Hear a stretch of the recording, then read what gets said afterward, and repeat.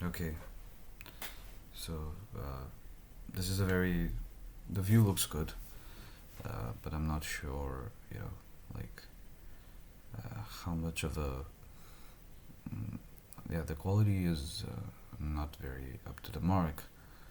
But then again, I mean, I have to make do with whatever options I have right now with me.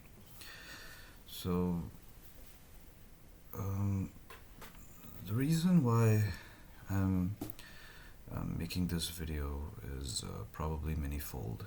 You know, there are several different reasons why I'm making this video. But one of the reasons why I'm making this video is to remind myself that we should not overthink. I'm making this video to remind myself of the fact that there will never come a time when everything is perfect. Like we have all the amenities with us, we have all the facilities with us, we have all the options with us. That time never comes in the truest sort of sense. There will always be something. There will always be some room for improvement that we would be probably seeking, right? There will always be something that we might point out and be like, oh, that it could have been better. There could have been some better, more amount of perfection. So this is one query, or should I say, this is one thing that will forever remain, within us. So I think the best thing that we can do, or the better thing that we can do, is to rather, liberate ourselves, to free ourselves from this whole, dictate or whole requirement that we keep feeling constantly, and we must let go, because I think the key to life is to let go of it. Now, it might sound very counterintuitive if I say that, to have more is to have less. What I'm saying might sound like that, but the thing is, in fact, that's true, because the fact is that life is a very psychological game. If you think about it as a game, it's a very psychological game, and of course there is some amount of objectivity. I don't deny it.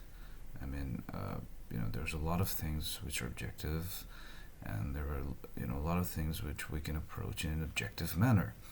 But the thing is that what you do realize, what we should of course realize, is that a lot of things in life there's so many other variables also at play.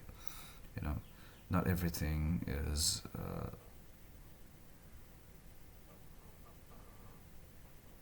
like if I have to say, I mean, boiling water is easy. Maybe it's specific, but but then if you start cooking, if you start thinking about recipes, then things do get complicated. Relationships get complicated, because there are a lot of variables involved in every situation that there is. So, with those respect, what I'm saying is that the idea is to let go. So when you let go of your perceptions, what you do is that you open up your field. Because you might think that this is the way to earn, this is the way to be, this is the norm. So when you have pressed upon something to be the norm, what you are essentially doing is that you are creating a limitation, rather, of how things are supposed to be or how things should be. So the key thing here is, for today and forever, is to realize that we have to not hold on to things, not hold on to anything for that matter. Because the more we hold on to things, the more we'll look for standardizations, we'll look for perfections, we'll look for dictates and moral and things like that. And dictates, what they do is that they limit you, they narrow you. I think our basic fundamental objective should be to dedicate ourselves in the pursuance of knowledge. I think knowledge is key. Knowledge is important. Knowledge enlightens us. Knowledge, broadens our horizon. And of course, there are techniques to earn that. But the most important thing is to be at peace. To be peaceful and to spread knowledge, to build awareness, to create awareness.